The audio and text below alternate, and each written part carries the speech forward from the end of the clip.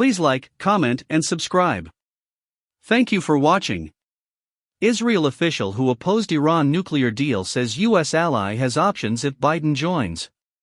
An Israeli official who long voiced his country's opposition to the Iran nuclear deal has warned the U.S. ally would consider a range of potential responses should President Joe Biden opt to rejoin the agreement.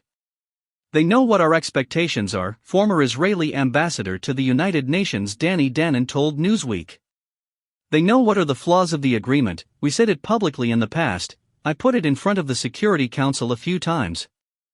Danon, who was appointed to his post at the UN just a month after the nuclear agreement officially known as the Joint Comprehensive Plan of Action, JCPOA, was signed in 2015 and departed 5 years later, pointed to allowances for certain Iranian ballistic missile activities, limited uranium enrichment, continued support for regional militias and so-called sunset clauses that roll back selected restrictions against Iran as obvious shortcomings in his view.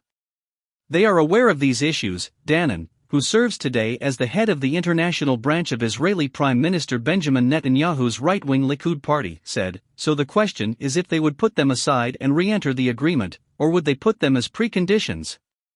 He said the situation has only worsened in the past 5 years, and if the US goes for the former choice, then Israel would have tough decisions to make toward Iran.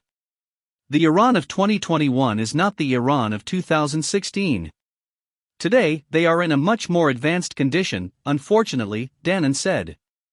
If the US would decide to re-enter the agreement as it is, Israel will have to recalculate regarding the Iranian nuclear race, so in the past we raised our options, and I'm sure we will bring them up again.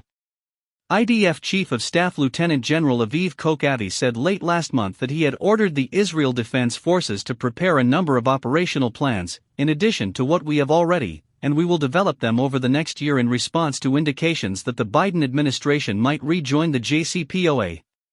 It will be the government, of course, who decides on implementing them, Kochavi said at the time, but these plans have to be ready, they have to be on the table, and they have to be documented. Iranian Armed Forces spokesperson Brigadier General Abolfazl Shekarki dismissed Kochavi's remarks as psychological warfare, but issued a stark warning in response to the message from Israel, which is widely believed to have a covert nuclear arsenal of its own. If even the slightest mistake is made, we will level Haifa and Tel Aviv in the shortest possible time, Shekarki said in comments then carried by the semi-official Tasnim news agency. Flaring tensions, especially since the U.S. exit from the nuclear accords, have plagued the Middle East, with the U.S., Israel, Iran, and the Arab world at the center. While other issues such as the Palestinian peace process, and the series of Arab-Israeli normalization agreements known collectively as the Abraham Accords were leading issues for the bilateral relationship between the U.S. and Israel, Danon said Iran topped the list, and was an urgent affair to tackle.